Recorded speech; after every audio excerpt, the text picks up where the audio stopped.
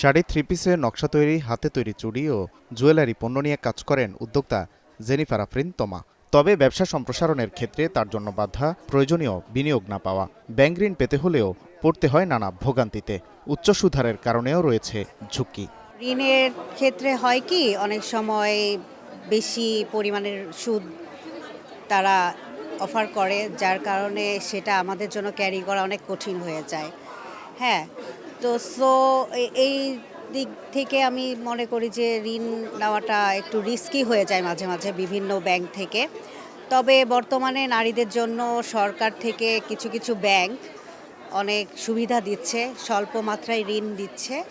শুধু জেনিফার আফরিন নয়, তার মতো এমন অনেক ক্ষুদ্র ও মাঝারি উদ্যোক্তারা নিজস্ব উদ্যোগের পরিসর বাড়াতে পারছে না সহজে ব্যাংক ঋণ না পাওয়ায়। অপরদিকে পূরণ হচ্ছে না ব্যাংকগুলোর এসএমই খাতে ঋণ বিতরণের লক্ষ্যমাত্রাও।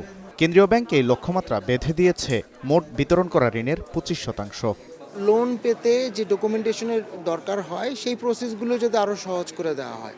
যেমন আমাদের এই আইডিয়া আছে, কারণ যারা আমরা বিজনেস স্টার্ট করেছি এন্টারপ্রেনার হিসেবে, স্টার্টিংয়ে তো আমাদের ব্যাংক ব্যালেন্স এত থাকবে না। ব্যাংক ট্রানজ্যাকশনটা লাগে সেই পরিমাণ আমরা আসলে দেখাতে পারি না, কারণ আমরা ওইটাকে ওইভাবে মেনটেন করি না, আমাদের অ্যাকাউন্টসটাকে আমরা মেনটেন করি না, যার ফলে ওনারা চাইলেও আমাদেরকে লোন দিতে পারেন না।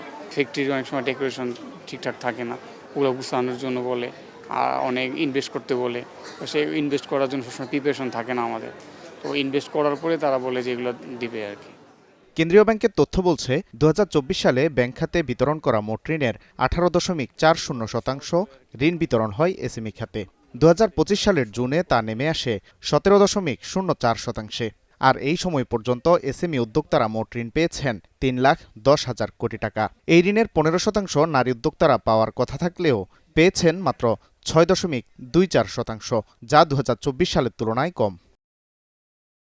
এসএমই ফাউন্ডেশন বলছে, কিছু ক্ষেত্রে এসএমই খাতে ঋণ বিতরণে অনীহা রয়েছে ব্যাংকগুলোর। আবার উচ্চ সুদের কারণেও ঋণ নিতে চান না অনেক উদ্যোক্তা।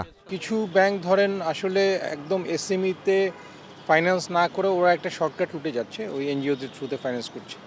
তো এতে যেটা হচ্ছে, আমাদের আলটিমেট যে অবজেক্টিভ, আমরা এসএমইদের কাছে স্বল্প মূল্যে ঋণ বিতরণ করব বা স্বল্প সুদে, আমরা যেটা করছি এসএমই ফাউন্ডেশন থেকে বা বাংলাদেশ ব্যাংক থেকে, ওই অবজেক্টিভটা আসলে অ্যাচিভ হচ্ছে না। যদিও কেন্দ্রীয় ব্যাংক বলছে, ঋণ বিতরণের লক্ষ্যমাত্রা পূরণ না হলেও উদ্যোক্তা তৈরিতে কাজ করছে ব্যাংক ও আর্থিক প্রতিষ্ঠানগুলো। তাদের সব ধরনের সহযোগিতার নির্দেশনাও দেয়া হয়েছে। ঋণ বিতরণ করবে, সেখানে কাগজে কোনো ঘাটতি থাকবে না, কিন্তু কাগজ তৈরি করতে গিয়ে কোনো আইনি বা কোনো প্রসিডিউরাল ল্যাপসেস থাকলে বা কোনো সমস্যায় পড়লে ব্যাংক যাতে উদ্যোক্তাকে সেই বিষয়ে যথেষ্ট সহযোগিতা, তাই সহজ করার জন্য উদ্যোগ নেওয়া হয়েছে। অর্থনীতিতে এসএমই খাতের অবদান প্রায় 32%। তবে ঋণ প্রক্রিয়া সহজ করা সহ এ খাতে নীতি সহায়তা দিলে আরও কর্মসংস্থান তৈরিতে ভূমিকা রাখা যাবে বলে জানাচ্ছেন খাত সংশ্লিষ্টরা। Walid Sakib, Star News, Dhaka.